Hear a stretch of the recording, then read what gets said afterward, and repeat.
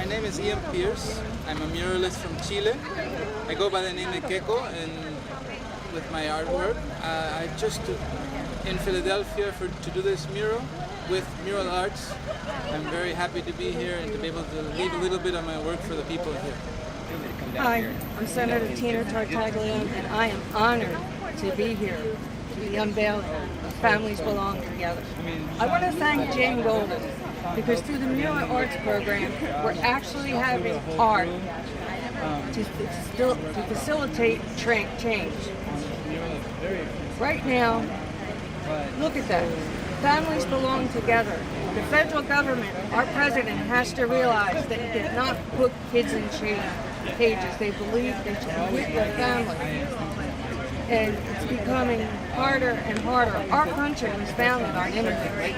That's how my family got here. I'm sure that's how your family got here. That's important, and I think our president has forgotten that. So murals like this will effectuate change. And the more we do, the more we bring home to the president that he's in the wrong job, that he's got to care about people, and he's got to care about the Constitution of the United States and how this country was built. And it was built one immigrant at a time with one family at a time. And we're dedicating an extraordinary mural. So you might wonder, who am I? I'm Jane Golden. I'm with the Mural Arts program, and standing in front of this mural today, I could not be prouder.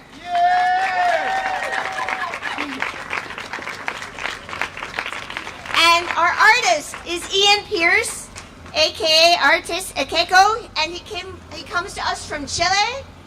He's friends with Michelle Ortiz, Betty Casañas, some of our hero muralists in Philadelphia, and we're so glad that he reached out to us. And we said, first we were like, oh, I don't know, we don't know if we have the funding.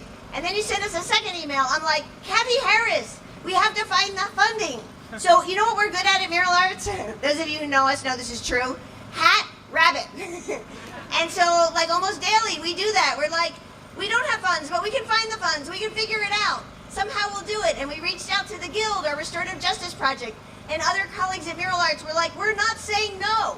So we said yes. And then Ian came here and did this extraordinary design. Can we have a round of applause for an amazing artist? Ian, I cannot put into words how I feel about this. The timing is perfect. We will affect change. I think one of these murals in each one of the states, and I was talking to somebody about that, should be done so that we can send our message to Washington to tell him our families do belong together and kids shouldn't be put in cages. Thank you. Buenas tardes a todos los vecinos, to all the neighbors and all the residents, to the artists, to the Guild I've had the pleasure of working with for many years, to the Providence Center young leaders who were a part of this, to Ian the artist. As the senator said, let this be a wall of resistance. Let this serve as a wall of resistance. Those of us whose families migrated here from Puerto Rico, and my family came in the 60s, we lived what we are reliving again, because this country has failed to meet its founding values.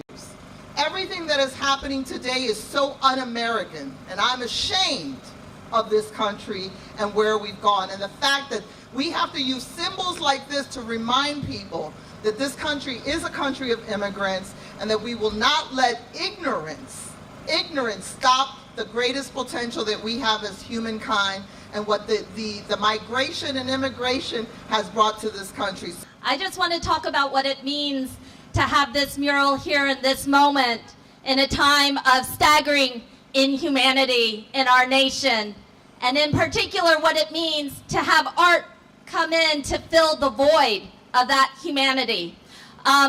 This is a time in this country where we look around and we think about how the fact that black bodies can be seen as being criminal, about how immigrant and brown bodies can be seen as being illegal, and about how women's bodies can be seen as being property, and about how trans and LGBTQ bodies can be seen as being immoral.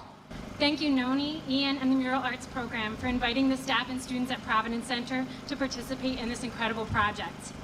When we were approached just a few weeks ago and learned that a mural was going to be painted here, we were asked to share about who and what it is that makes up this community. We spoke of the strength and resilience of the people who live here. People who came here to build better lives for themselves and their children. People who work hard and often still struggle to make ends meet. Story about families being separated at the Mexican border went around the world. It really did, and it was so enraging. I mean, it's not only here that people are angry about this. It is all over the world. People are furious with what is happening. So, but you know what? I discovered that in this month that I've been here, that there are two United States, at least two, right? You have the United States, the rich United States, with people that live very wealthily and that have, like, I don't know, Donald Trump, he comes from that world. But then there's the other world.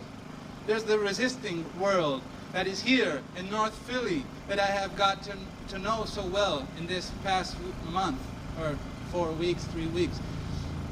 And it is a different world. It's two countries that are living together, and they're going in different directions. So I am really happy. I'm really happy to know that I have been working and I have been living in this time with this other country, the country that maybe doesn't show up in the media in Chile. It's the country that is resisting and that doesn't agree with what is happening with its government and the terrible human rights issues that are happening at the border.